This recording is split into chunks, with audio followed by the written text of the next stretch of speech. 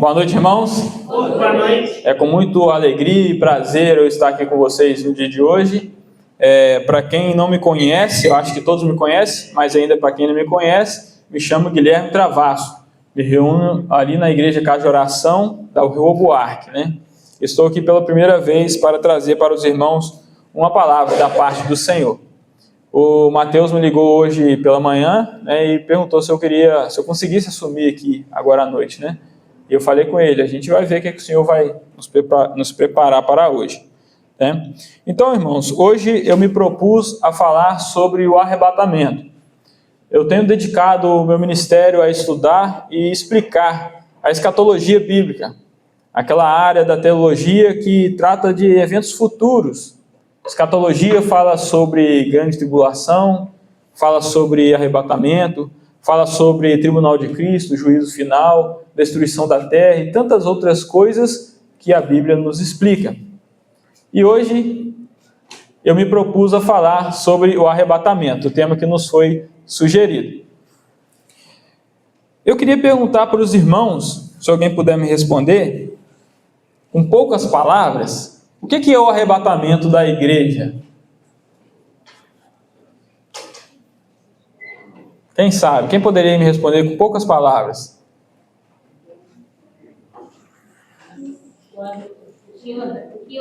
Isso. O que é o arrebatamento? Isso mesmo. Sair. Isso. O arrebatamento seria um dia glorioso, aguardado por todo crente, em que nós seremos elevados aos ares de encontro com o nosso Senhor e Salvador Jesus Cristo.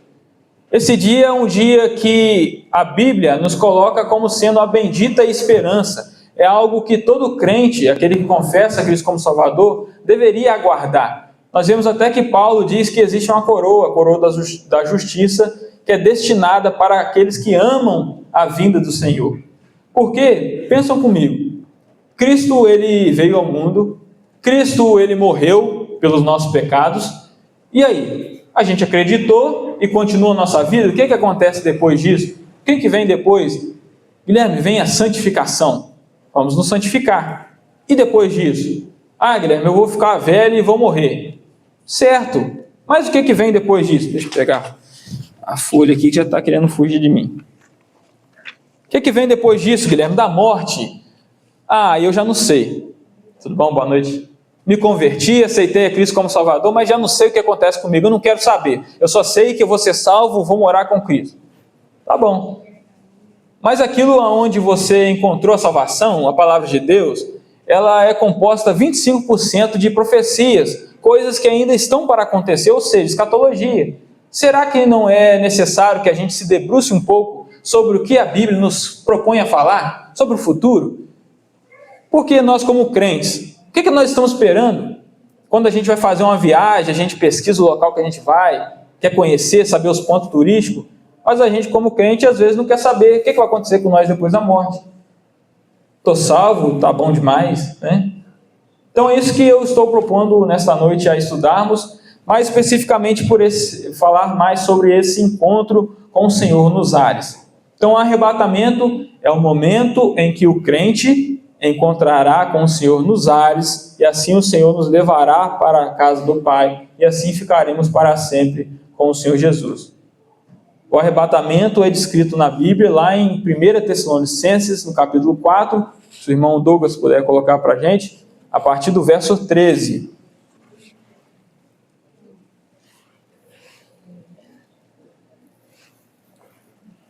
Primeira Tessalonicenses, no capítulo 4, a partir do verso 13 até o 18.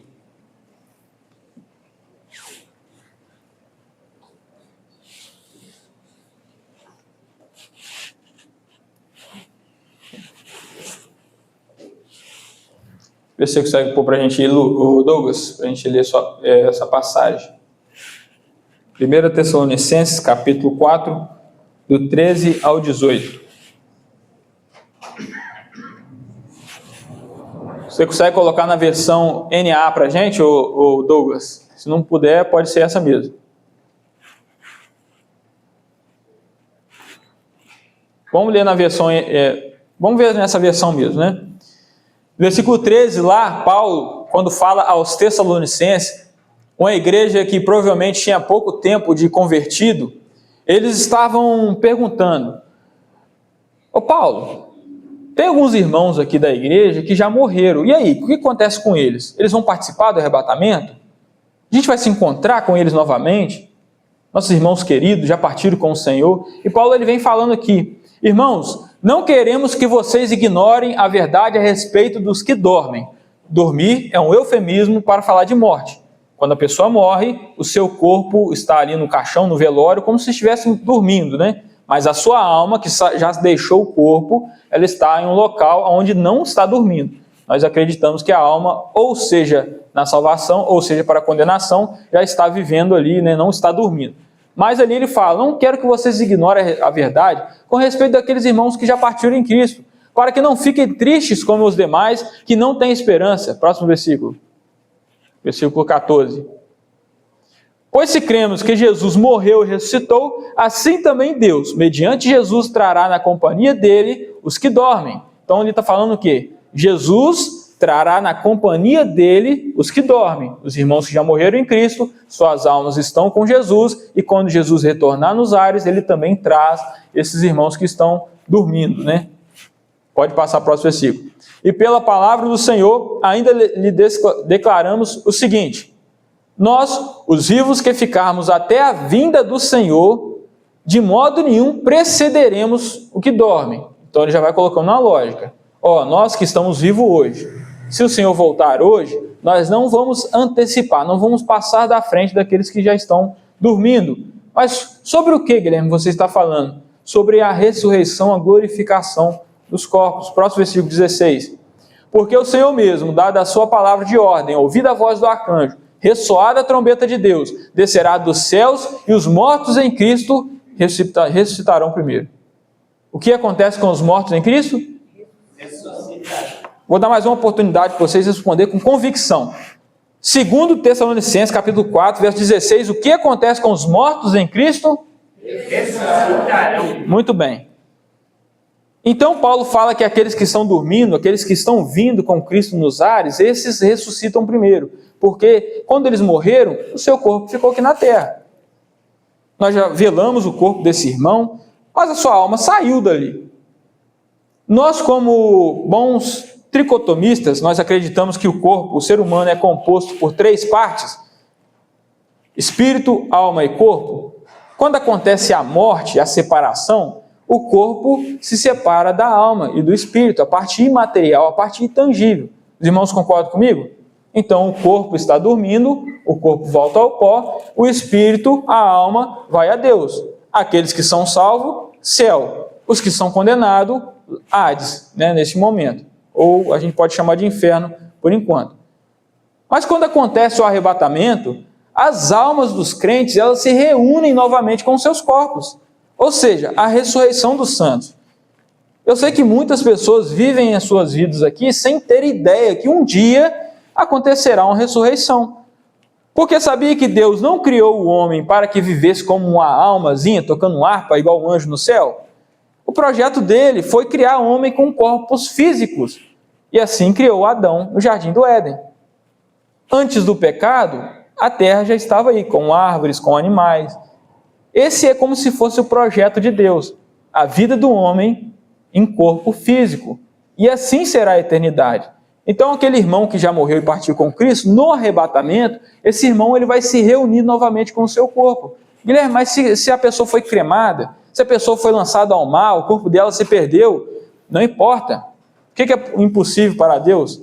Ele vai reunir novamente. E depois que acontecer a ressurreição, então, Guilherme, Cristo está vindo nas nuvens, tá bom, ele chega, ele traz com ele as almas dos que já morreram, essas almas, elas são ressuscitadas, e depois, o que acontece? Olha a sequência do versículo. Depois, nós, os vivos, que ficarmos, seremos arrebatados. Vamos ler a passagem de novo? Depois, nós, os que ficarmos vivos, seremos arrebatados. E aqui está a palavra, harpazo no grego. O que é isso, Guilherme? Então, quer dizer que Cristo está vindo. Vem nas nuvens. Aí, os santos mortos vêm, ressuscitam, retornam para Ele. E os vivos os crentes, aqueles que um dia aceitaram a Cristo como Salvador, que receberam o Espírito Santo, que têm a sua esperança firmada em Cristo, estes vivos vão ser transformados. Então, os nossos corpos que temos hoje, às vezes perdendo o cabelo, né? Nossos corpos que às vezes estão com dor nas costas, dor no joelho, corpo enrugado, um corpo corrompido pelo passar do tempo, esse corpo será transformado em glória. Convém que aquilo que é corruptível se transforme em incorruptibilidade. E aquilo que é mortal, nosso corpo caído, se converta em imortalidade. Então, no dia do arrebatamento, acontece a transformação dos corpos, a ressurreição, e assim encontraremos com o Senhor aonde? Nos ares. É que ele fala ali, ó. Depois nós, né, os vivos, que ficarmos, seremos arrebatados juntamente com eles, entre nuvens, para o encontro com o Senhor, aonde? Nos ares. E assim estaremos para sempre com o Senhor. Sabe, irmãos, que essa é o momento mais importante da sua vida como crente? O momento em que você vai conseguir olhar com os seus olhos aquele Senhor que um dia padeceu por você naquela cruz, aquele que suou grossas gotas de sangue, aquele que te amou por um amor tão grande que você não consegue compreender. Já pensou em olhar para os olhos dele, dar um abraço nele? Que coisa maravilhosa! E quantos de nós crentes temos pensado nisso? O arrebatamento. A gente vive a nossa vida despreocupada, né? Não liga nem para isso.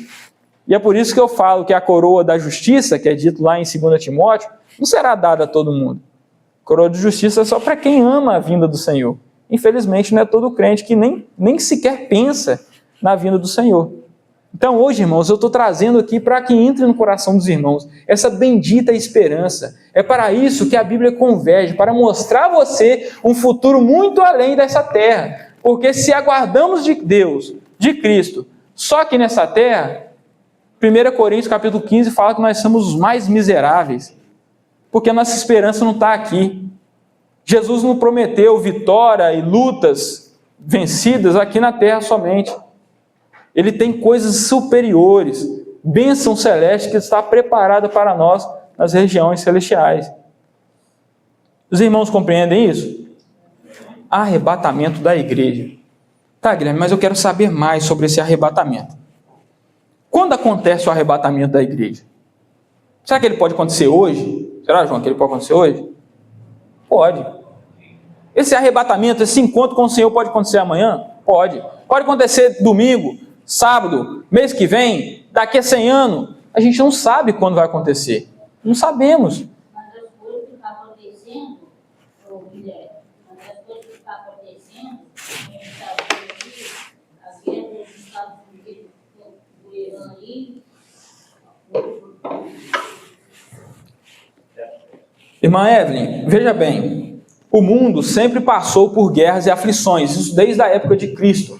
Então, creio eu, diferente de muitas pessoas, que o arrebatamento ele não tem sinais, ele é iminente, ele acontece a qualquer momento. Imagina as pessoas que viveram a Primeira e a Segunda Guerra Mundial. Jesus vai voltar agora volta. E não voltou. Porque o Senhor Jesus, ele tem o tempo dele, ele vai voltar quando ele quiser. Não fiquem esperando, não, agora o anticristo vai aparecer, agora o mundo vai cair, agora o Brasil vai cair, agora o Lula vai ser presidente, Jesus vai voltar. Não precisa ficar esperando isso não, irmãos. Porque Jesus, ele não está atrelado a nada que ele precisa vir depois disso. A não ser algumas coisas que a gente não vai entrar hoje, né? Mas é assim que eu entendo na iminência. Cristo pode vir a hora que ele quiser. Na hora que ele achar o certo, e a gente não tem como ter algo para nos preparar. Não, aconteceu isso, vamos nos preparar agora. Não, a ordenança da Bíblia é estar pronto para qualquer hora. Apóstolo Paulo esperava que a vinda acontecesse quando ele estivesse vivo.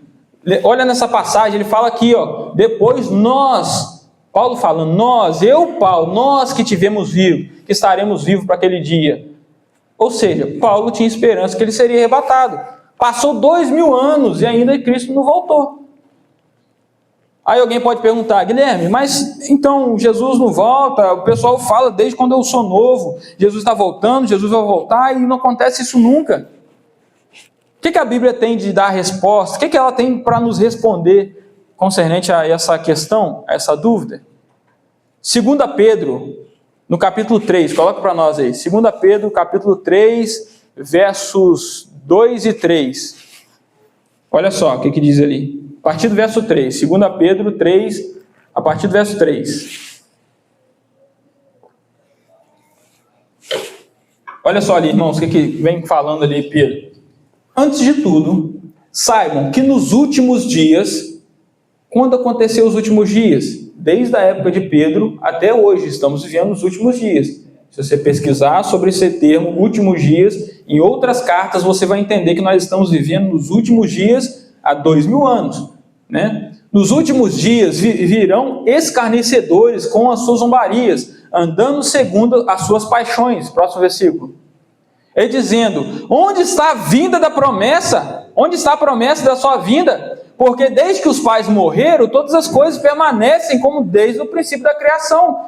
Olha a resposta lá no verso 8. Verso 8 e 9. Mas há uma coisa, amados, que vocês não devem esquecer, que para o Senhor, um dia é como 1000 anos, e 1000 anos são como um dia. Próximo. O Senhor não retarda a sua promessa, ainda que alguns a julguem como demorada. Pelo contrário, Ele é paciente com vocês, não querendo que ninguém pereça, mas que todos cheguem ao arrependimento. Se alguém te perguntar por que Cristo não voltou ainda, porque Ele é misericordioso. Ele ainda quer que pessoas sejam salvas.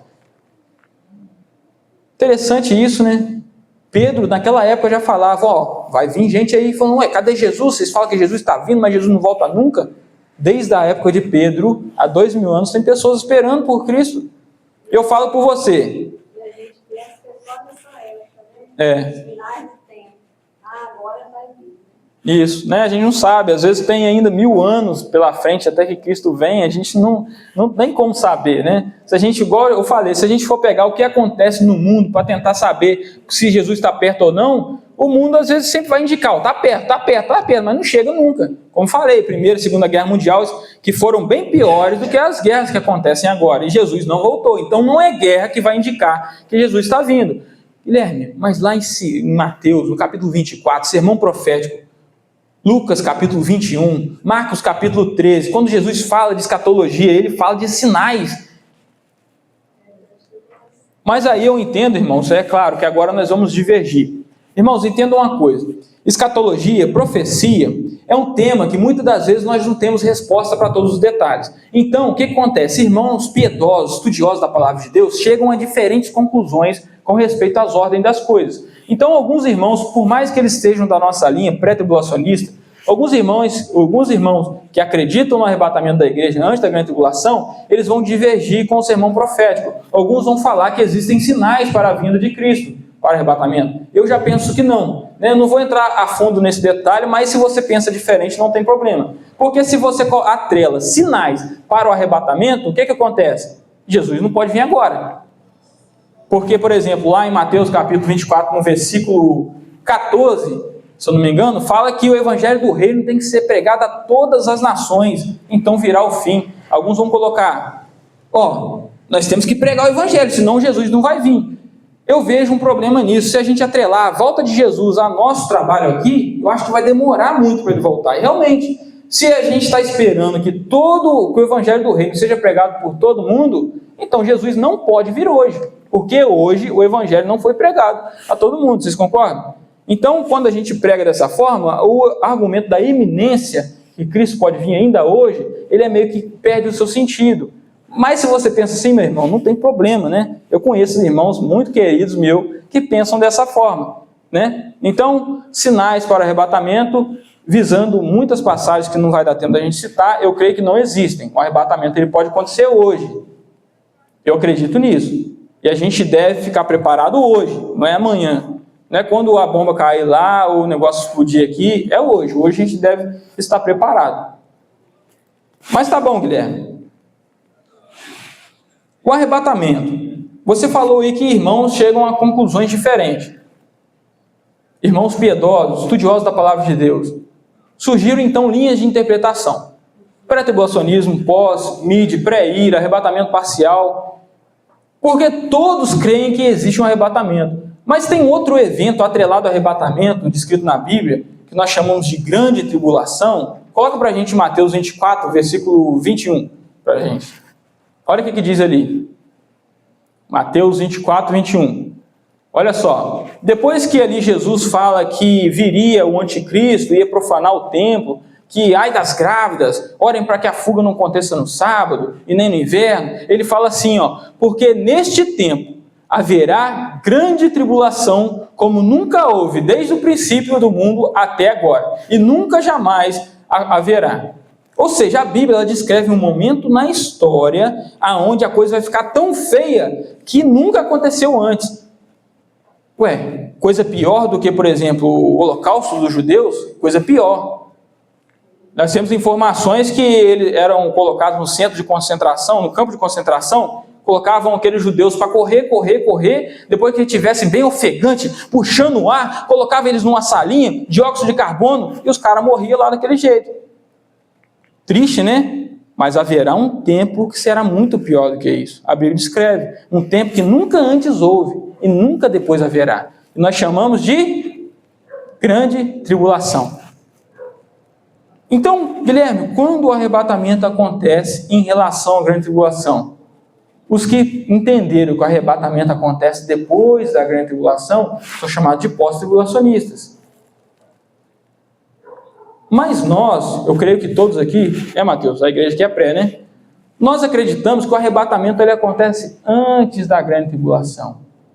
A tribulação tem 7 anos e nós somos arrebatados antes. Isso se chama pré-tribulacionismo. Como tem muitos argumentos em cada posição, não vamos trabalhar todos, mas eu queria apresentar para vocês 3 motivos pelas quais você deve ser um pré-tribulacionista. Porque analisando a palavra de Deus, eu encontrei que o pré-tribulacionismo, ou seja, essa esperança de ser arrebatado antes, ela é a melhor posição. Porque você deve estar pensando assim, poxa Guilherme, na Bíblia não tem uma passagem aí que fala assim, a igreja será arrebatada antes. Não tem uma passagem direta. Também não tem, a igreja passará pela grande tribulação e conhecerá o anticristo. Também não tem. Então, o que a gente tem, Guilherme? Como é que a gente pode fundamentar, amparar a ideia que nós vamos ser arrebatados a qualquer momento antes desse período de grande tribulação? 3 argumentos para vocês, irmãos. Pode falar, Evelyn. Ele está vendo as coisas acontecerem. Ele está vendo. Isso. Evelyn, lá em Daniel, no capítulo 9, versículo 24, acho que é esse, fala que guerras e desolações estão determinadas até o fim. Ou seja, a história toda que nós tivemos aqui vai ter guerra, vai ter terremoto, vai ter tudo. Na época de Cristo já acontecia terremoto, já tinha guerra, já tinha pai contra mãe. Isso sempre houve. Por isso que, mais uma vez, eu não consigo ver os sinais dos tempos agora para usar como um sinal para a volta de Cristo. Eu acho que Cristo pode voltar a qualquer momento. E não vamos entrar nesse assunto, irmãos, senão a gente sai um pouco do que é o nosso foco que a gente propôs ensinar aqui. Sim. Aquele tempo que Jesus fala do princípio de dores, né? Seria o princípio de dores. Ele dá alguns sinais ali, né? Isso. Você acredita que a gente já vive nesse tempo Som. dos princípios das dores? Não acredito. Alguns irmãos, como eu falei, alguns irmãos piedosos, Mateus, irmãos importantes, às vezes até você, eu não sei, pode acreditar dessa forma, mas eu vi e encontrei uma resposta melhor para isso. O princípio das dores corresponde, na minha visão, aos 3 anos e meio da grande tribulação inicial. Tribulação, 7 anos. Os 3 anos e meio iniciais, princípio de dores, e os 3 anos e meio finais, a Bíblia vai falar claramente, é a grande tribulação. Porque ali, aqueles sinais que acontecem, por exemplo, falsos cristos, uns vão ficar dizendo, Cristo está aqui, Cristo está ali. Isso se encaixa lá com o primeiro selo, o cavalo branco. Né? Depois vai falar que vai acontecer guerras e rumores de guerras. Se encaixa no segundo selo, o cavalo vermelho, que representa a guerra. Depois vai falar ali sobre fome, epidemias. Né? A gente coloca no cavalo preto, que é o terceiro cavalo, do terceiro selo. Então, por alguns argumentos, Mateus, eu encontrei que os princípios das dores a gente não vive hoje, por mais que a tendência é sempre piorar, as coisas só vão agravando. Nunca houve tantos terremotos como houve no passado. Né? As guerras são cada vez mais feias, mais extensas, abrangem mais pessoas, porém, para mim, a minha interpretação é que o princípio das dores se enquadra dentro dos 3 anos e meio iniciais da grande tribulação. Eu entendo tudo isso que você está apresentando de uma forma muito legal, muito bacana, porque você sabe que existem várias interpretações a respeito desses assuntos escatológicos. Mas assim, eu, no meu modo de ver, eu sei que a gente nunca viveu um tempo como esse que a gente está vivendo. Um tempo assim, essa questão da IA, né, essa questão da globalização que está hoje, a mudança geopolítica que está acontecendo no mundo, né, principalmente na figura do Trump, eu acho um momento diferente de tudo que a gente já viu. Então, assim, eu creio assim, que a gente está perto. Eu concordo também do princípio das dores, que eu acho que vai ser depois do arrebatamento da igreja. Mas eu vejo que o cenário assim está muito diferente, né? Não, com certeza. Na atualidade, o cenário está preparado, o palco está preparado para o anticristo, né? Fala lá da marca da besta, o que poderia ser isso? Nós não encontramos a resposta precisa, mas a tecnologia que temos hoje possibilita facilmente um controle de população.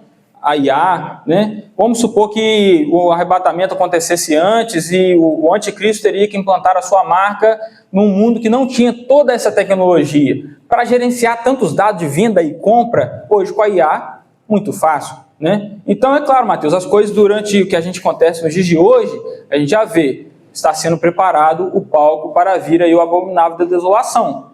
O palco está sendo preparado. Mas eu não vou aprofundar aí, Mateus, só para a gente poder concluir, né? Mas depois, gente, quem quiser conversar, a gente conversa. Eu não tenho problema em admitir que eu não tenho arrogância de bater no peito, eu sou o melhor. Quebrou o microfone, né? Pega o outro microfone para mim. Trouxe aqui 2 ajudantes bons para me ajudar aqui. Assistente de palco. Valeu, Ivan. Mas, como eu falei, irmãos, não me olhem, ou não olhem ninguém como se fossem dominadores, conhecedores plenos da palavra de Deus, porque isso não existe. A escatologia a gente só vai conhecer realmente como acontecerá as coisas quando acontecer. Como é que vai ser nos detalhes, como é que vai ser o nosso encontro com o Senhor, a gente só vai ver realmente quando isso acontecer. Então, eu estou aqui não como se fosse um dominador do assunto, como que eu falo, você tem que aceitar, não. Vocês devem questionar como os bereanos fizeram com o apóstolo Paulo. Concorda comigo? Então, mais uma vez, Mateus, eu não sei se eu estou falando da mesma tudo que você pensa, né? Mas não tem problema nenhum, tá, nisso, irmãos. Como eu falei, né? A gente tem algumas divergências pequenas, porém, os pontos principais, os pontos pacíficos são os mesmos. Mateus, você quer que Cristo é o Salvador? Acredito. Você crê que nós seremos arrebatados um dia? Acredito. Você acredita que os justos serão galardoados? Também acredito. Você acredita que os ímpios passarão pelo juízo final? Eu também acredito. Ou seja, os pontos principais, nós dá a mão, nós se abraça, né? Mas agora nas divergências pode haver, irmãos. Naquilo que é essencial, não tem uma frase que é atribuída a Santo Agostinho? No essencial, como é que é? No essencial, unidade, no não essencial, liberdade. Tem uma frase assim, mais ou menos, né? Então é isso que eu quero passar para os irmãos. Pode falar.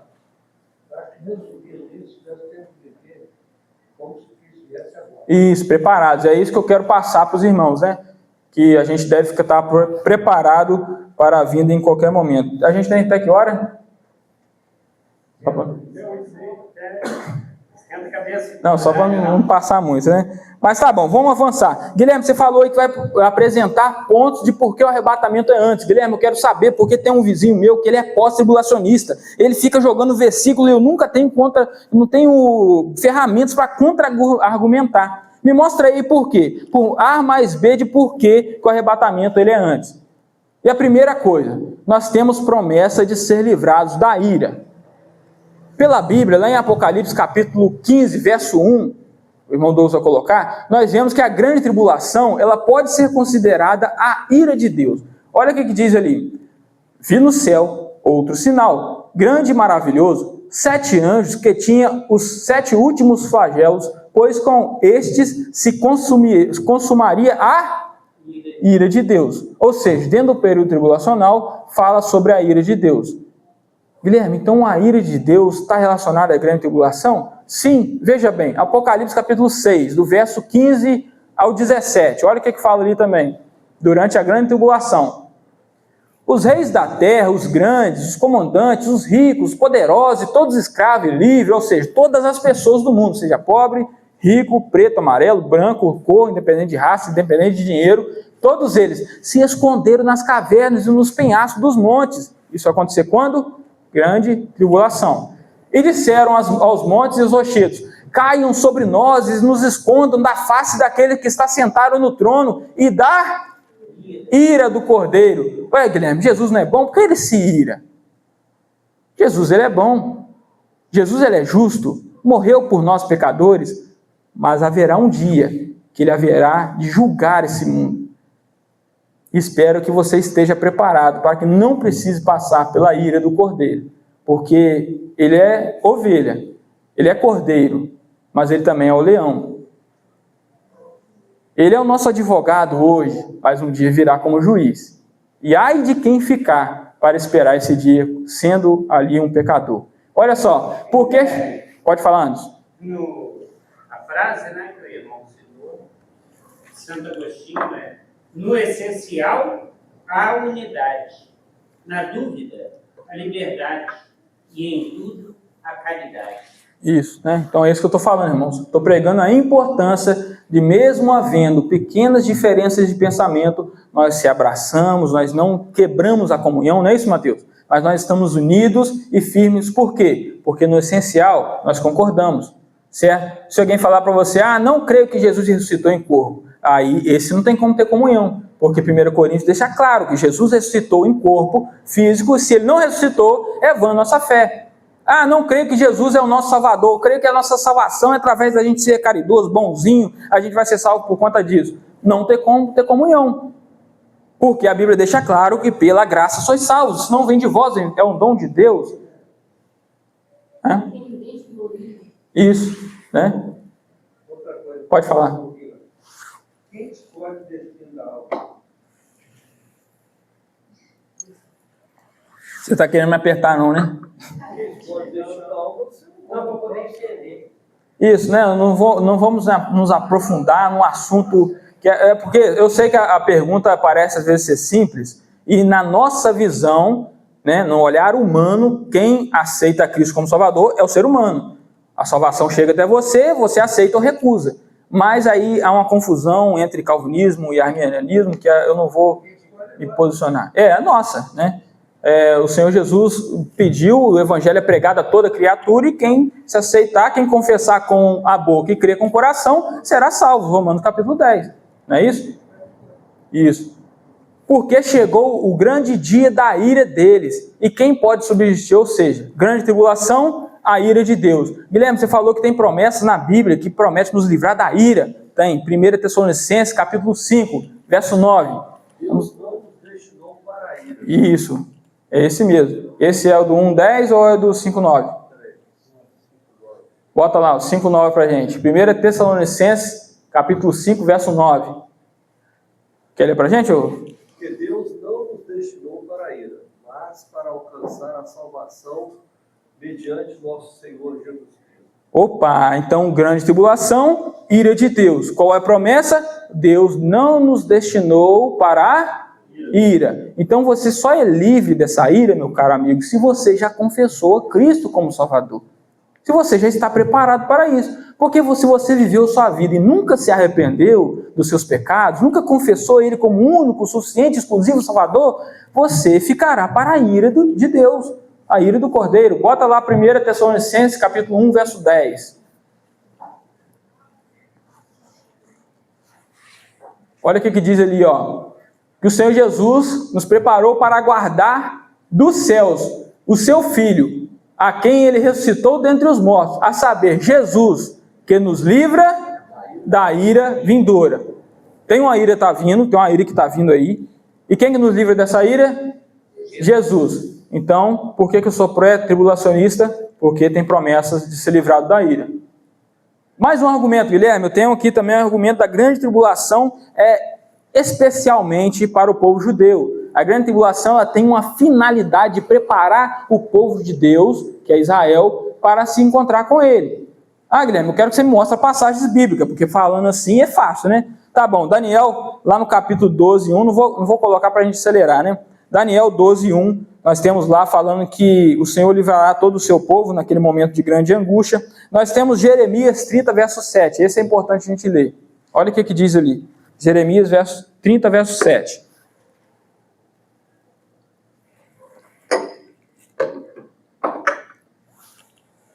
Neste tempo, não, pode ser Jeremias 30, verso 7, para a gente.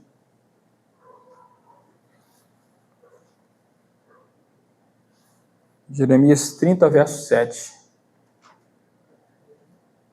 Olha só. Ah, que grande é aquele dia. Que dia? Está se referindo ao período da grande tribulação, ao dia do Senhor, e não há outro semelhante a ele. Lembra que a gente leu lá em Mateus, que fala que não haverá e nunca houve um dia igual aquele? Né? É tempo de angústia para quem? Angústia para Jacó. Jacó teve o nome dele trocado, não teve? Israel. Então, a grande tribulação, irmãos, ela tem muitas passagens que ela está associada à preparação de Israel para o encontro com o Messias. Nós vemos isso em Zacarias e em diversas outras passagens que não vamos nos aprofundar agora. E lá em Mateus 24, no sermão profético, lá fala o quê? Aqueles que estiverem no dia que o anticristo chegar e se assentar lá no santuário, profanar o santuário, aqueles que estiverem na Judéia, ou seja, um território geográfico que está associado a quem? Judéia está associada a quem? Israel. Aí fala assim, ai das grávidas, orem para que a fuga de vocês não se dê num sábado. Quem que guarda o sábado? Os judeus. Ah, não é o adventista, não? Mas os judeus na Bíblia não existia adventista naquela época, né? Mas os judeus guardavam o sábado. Ou seja, está tudo associado ao povo judeu. Grande tribulação para judeu, não é para a igreja. Ah, tem as 70 semanas, tem muitas outras coisas que a gente poderia abordar. Mas então, 3 coisas pelas quais eu sou um pré-tribulacionista. Deus nos livrará da ira. Grande tribulação é feita especialmente para Israel. E a gente também tem a promessa de Cristo nos levar para o céu. Lá em João capítulo 14, versos de 1 a 3, não vamos ler, lá fala que o Senhor, ele vai vir e vai nos levar para a casa do Pai. Vocês lembram isso dessa passagem? Não se turbe o vosso coração. Isso. Credes em Deus, credes também em mim. Na casa do meu Pai há muitas moradas. Se não fosse assim, eu não teria dito, vou preparar um lugar. E se eu for e vos preparar lugar, voltarei e vos levarei para mim mesmo, para que onde eu estiver, estejais vós para mim. Olha essa promessa. Fala que na casa do Pai há muitos morados, não é isso? E quando preparar o lugar, o que Jesus ia fazer? Ia vir e nos levar, ou seja, o arrebatamento dos salvos. Para onde que a gente ia voltar com ele? Para a casa do Pai. E a pergunta, onde é a casa do Pai? No céu. Guilherme, tem passagem bíblica clara falando que a casa do Pai é no céu? Tem. Mateus capítulo 6, verso 9, fala da oração do Pai Nosso. Pai Nosso que está no céu. Salmos capítulo 115, no verso 3. Coloca pra gente aí. Olha só o que fala ali. Salmo 115, verso 3. Salmo capítulo 115, verso 3. O nosso Deus está no céu. Ou seja, se tem uma promessa de nos levar para o céu, na visão pós-tribulacionista, isso não acontece. Por quê? Jesus volta depois da grande tribulação, lá acontece o arrebatamento, mas Cristo, na visão deles, não volta para o céu. Cristo, ele desce para a terra para assim julgar o mundo. Então, na visão pós-tribulacionista, eu acho difícil encaixar essa passagem. E é por esses pontos, tem muitos outros, mas por esses pontos que eu sou pré-tribulacionista. Apocalipse, capítulo 3, verso 10. Como guardastes a palavra da minha paciência, também eu te guardarei da hora da tentação que há de vir sobre todo mundo, para tentar os que habitam na terra. Muito bem. Promessa de livrar da ira, mais uma que contribuiu, obrigado. Temos grande tribulação, está associada mais para Israel do que para a igreja. E também nós temos a promessa de nos levar para o céu, que só é cumprida plenamente mais na visão pré do que na pós. A gente está fazendo um contraste entre esses dois. Então, esses 3 motivos que foi apresentado para vocês. E agora, para a gente ir encaminhando para o final. A gente pergunta, o arrebatamento será visível ou será secreto? E aí? as pessoas que vão ficar na terra, que não forem arrebatadas, eles vão ver os crentes sendo levados ao céu, ou eles não vão ver? Vai ser secreto para o mundo? Vai ser um abrir e fechar de olhos. Olha só, agora eu quero mostrar uma divergência nesse ponto. Olha só, irmãos, peço que vocês abram o coração para as passagens. Eu não quero mostrar nada da minha mente agora, eu quero mostrar algumas passagens bíblicas. Olha só que interessante. E mesmo que você discorda de mim, eu quero só que você analise esses argumentos que eu vou dar para vocês. Porque há algum tempo, Marcos Tinoco, atrás, eu também acreditava que o arrebatamento ia ser secreto. Até então, fui ensinado assim. E tinha na mente isso. 1 Coríntios capítulo 15, versos 51 e 52, fala: num átomo, num abrir e fechar de olhos, no momento. Aí beleza, para mim estava tudo bem, né? Só que aí um dia me apresentaram essa visão que o arrebatamento ele tem a possibilidade de ser visível.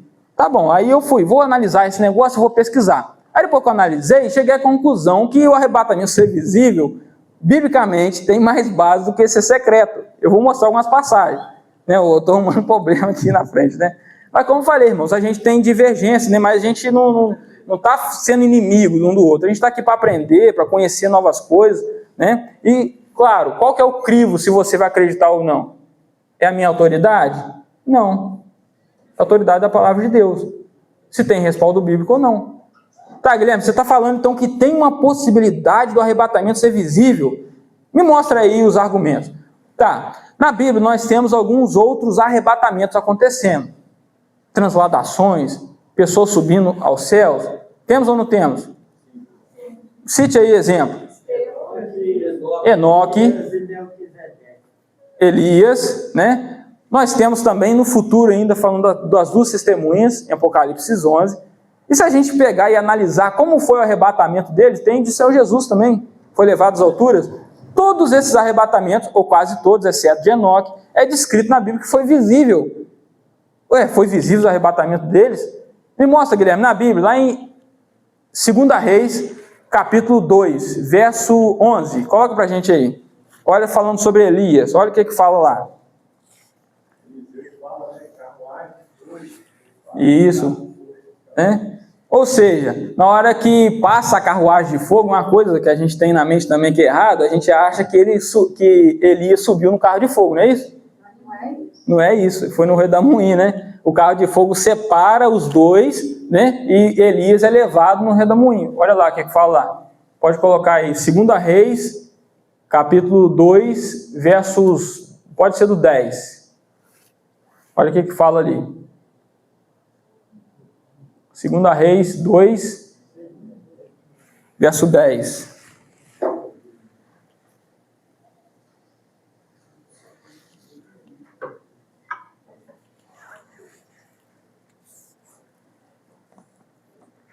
Não vamos fazer essa leitura, não só... Aí, colocou lá, olha só. Elias respondeu: você fez um pedido difícil. Quando Eliseu falou assim: rapaz, eu quero só a porção dobrada. Eu quero ser bom igual você. Ele falou assim: rapaz, você está pedindo coisa difícil. Eu quero ser mais. Dobrada. Difícil. Aí ele falou assim, mas se você me vir quando eu for levado embora, será como você pede. Porém, se você não me ver, ouvir, né? Eu não sou ruim de português, não sei porque está via, não sei ver ali, eu não entendo, né? Não será assim. Olha o próximo versículo. Olha só. Enquanto iam caminhando e falando, eis que um carro de fogo, com cavalos de fogo, os separou, um do outro. E Elias subiu ao céu num redemoinho. Próximo versículo. Ao ver isso, Eliseu viu Elias subindo. É isso ou não é? Ao ver isso, o que Eliseu fez? Mateus já falou. Meu pai, carros de Israel e seus cavaleiros. E nunca mais ele o viu. Nunca mais Elias viu. Eliseu viu Elias. Então o arrebatamento que nós temos, a transladação, essa elevação ao céu de Elias, foi visível. Tem outra, Guilherme, você falou de mais uma, de Jesus, Atos capítulo 1. Atos capítulo 1, versículo 9 e 10. Eu vou ler aqui para a gente adiantar. Fala assim, Jesus foi elevado às alturas à vista deles, e uma nuvem o encobriu dos seus olhos.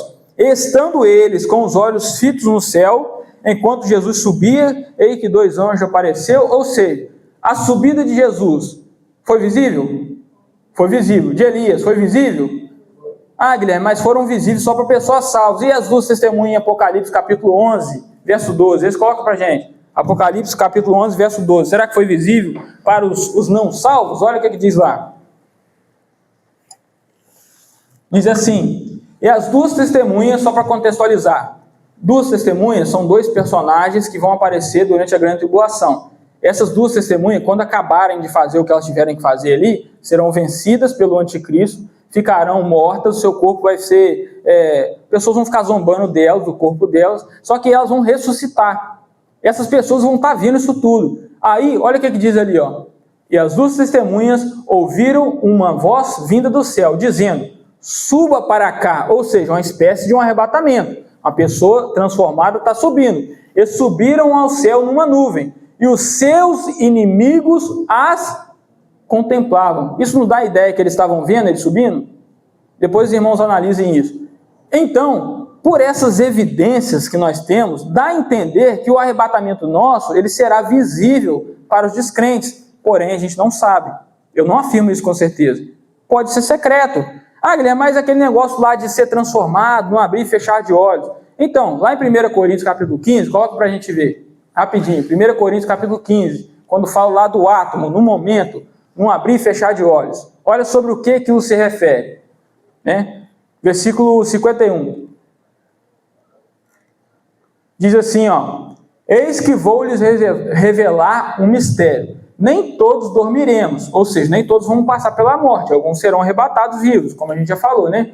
Nem todos dormiremos, mas todos seremos transformados. Ele citou algum momento o arrebatamento aqui? Não, ele falou transformação dos corpos. Olha só o que fala no verso seguinte.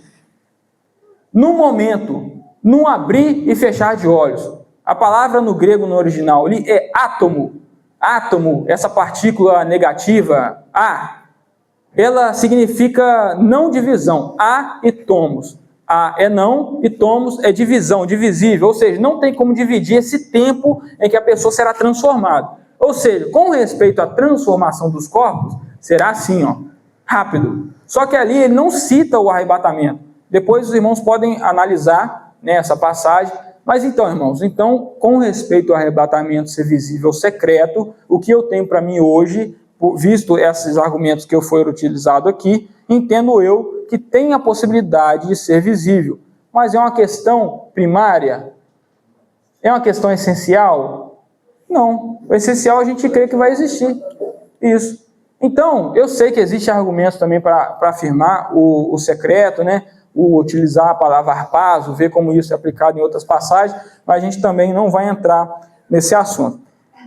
Então, irmãos, para a gente poder dar um resumão do que a gente falou aqui, a gente já falou o que é o arrebatamento. O arrebatamento é o momento que o crente será levado ao céu, será transformado. Nós falamos aqui também, nós vemos aqui 3 opções, 3 argumentos pelas quais nós acreditamos que o arrebatamento acontece antes.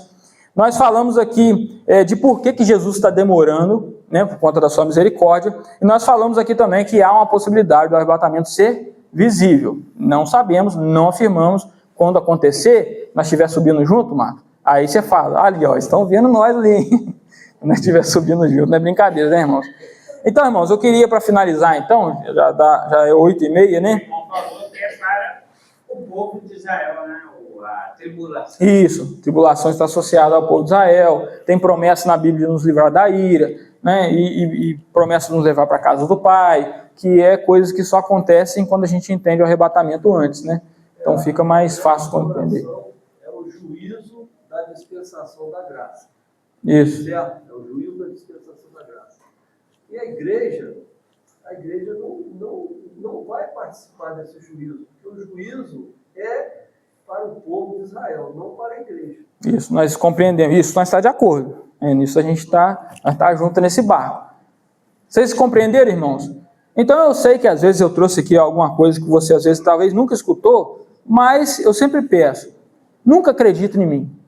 Não acredite em mim. Pesquisa na Bíblia, vai correr atrás e pesquisar se o que eu falei compensa ou não compensa, né? E outras coisas, os irmãos que comentaram, participaram, estão me ajudando também, porque estão me permitindo conhecer, às vezes, coisas que eu também não conhecia, que eu vou dar mais atenção para isso agora, né? Então, irmãos, eu queria finalizar fazendo uma dinâmica rápida aqui, com algumas perguntas, e vai ter até bombom, né? Tá liberado para fazer isso? Pode fazer? Então, nós vamos fazer algumas perguntas, vamos ver quem prestou atenção, vou dar até bombom para vocês aqui hoje. Dá os bombom aí. Não, você vai entregando para mim, deixa o João, meu assistente de palco profissional, vai nos ajudar. Vamos lá, ó. Quem... É um por vez, hein? Não vai dar a caixa toda, não.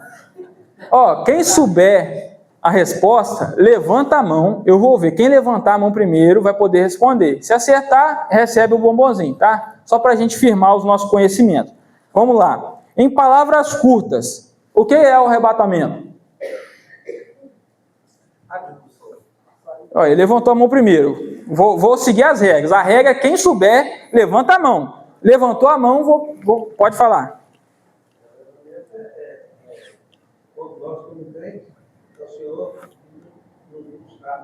Isso, tá bom. Vai lá, dá um bombonzinho para ele, João. Adoça a vida dele, João.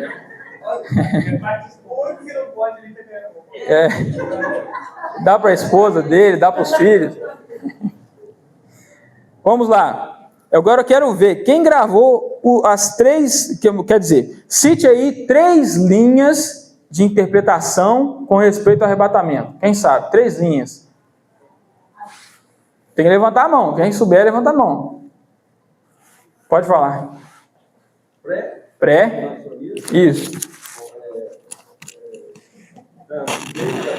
Meso e pós. Tá bom, parabéns. Dá um bombom para ele.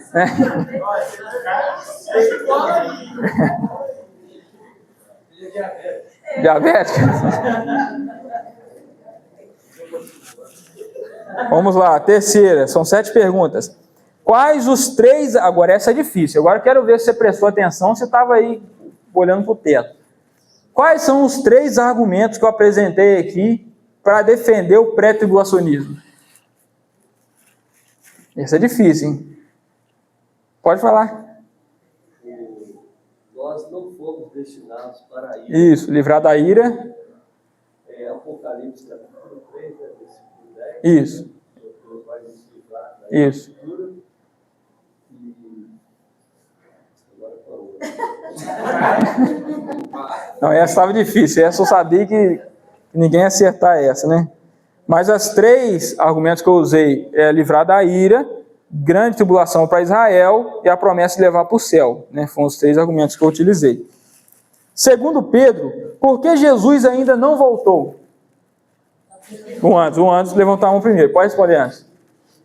Porque não tem hora, sempre foi esperado, não é isso? E também por causa de sua grande misericórdia. Isso, ele está esperando que mais pessoas venham a conhecer a salvação, né? Pode dar um bombom para ele, João. Fica com dúvida não, meu amigo. Pode entregar para ele. O João ficou confuso com a resposta, hein? Ele não sabia se estava certo, se estava errado. Número 5. Por que 1 Coríntios, capítulo 15, diz que acontece um piscar de olhos? Vou repetir. Você tem que levantar a mão para responder. 1 Coríntios, capítulo 15, fala que algo vai acontecer no piscar de olhos. O que é? O arrebatamento. Não é isso que diz lá. Outra coisa. A transformação de santo. Levanta, vai, Daniel, entrega lá para ele. Transformação, né? Vai ser a transformação que vai ser no momento. Ali, nominalmente, está descrito isso, né? Quem quiser pesquisar, confira na Bíblia. 6. Qual é o argumento que eu usei para defender o arrebatamento visível? Falou sobre Elias. Isso, eu vou dar para Ero, né? Tá bom, Ero, acertou. A gente falou, pode entregar lá. Ele tá confuso. Assistente. Ele está por fora da resposta. É que eu falei que sobrar, ele fica. Né? O argumento que eu usei foi mostrar outros arrebatamentos que aconteceram e são visíveis. de Enoque não fala se foi visível ou não, fala só que ele andou com Deus e Deus o tomou para si. Né? Em Hebreus também fala que ele foi transladado para que não passasse pela morte, mas não fala se foi visível ou não de Enoque. Né? E agora a última, presta atenção, hein? Qual a principal passagem, essa vocês não vão acertar. Qual a principal passagem que cita o arrebatamento? Não.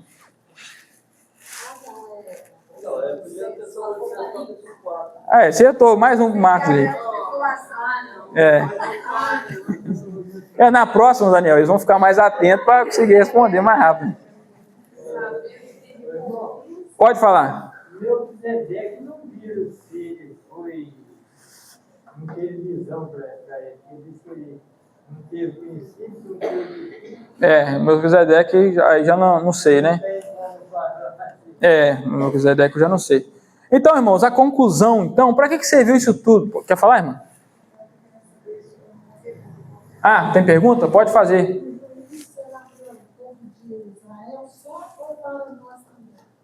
Então, aqueles que aceitaram a Cristo como Salvador, esses já estão julgados. Não há condenação para aqueles que estão em Cristo Salvador. Romanos capítulo 8, verso 1. Então, para quem é crente, não há julgamento condenatório.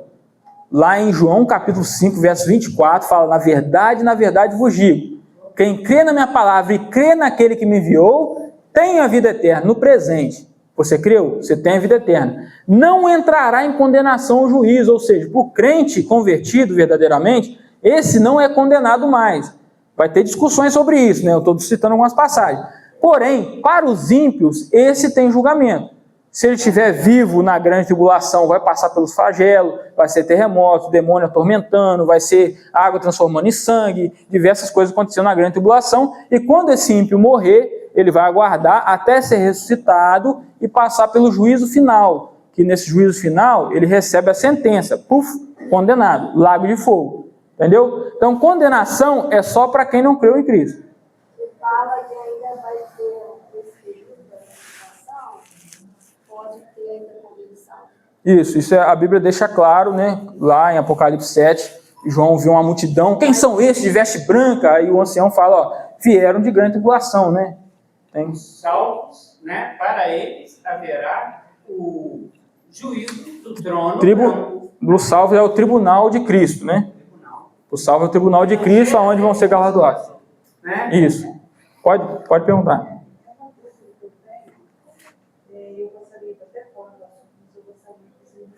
Se eu não souber, eu vou deixar o Marcos responder, tá? O Marcos responde para mim.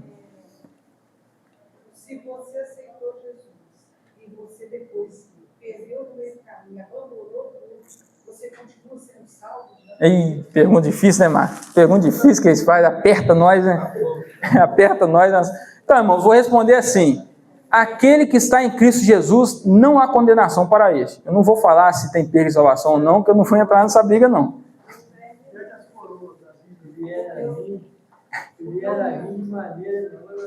Isso, né? Tem muitas passagens, né, irmãos? Ele conhece as ovelhas, o meu pai me deu, de maneira que não vou lançar fora, ninguém arrebata da minha mão, João 10, vai ter várias passagens. A salvação é muito perfeita para ela ser perdida. Isso. Ela é muito perfeita. Isso. O plano de Deus é perfeito.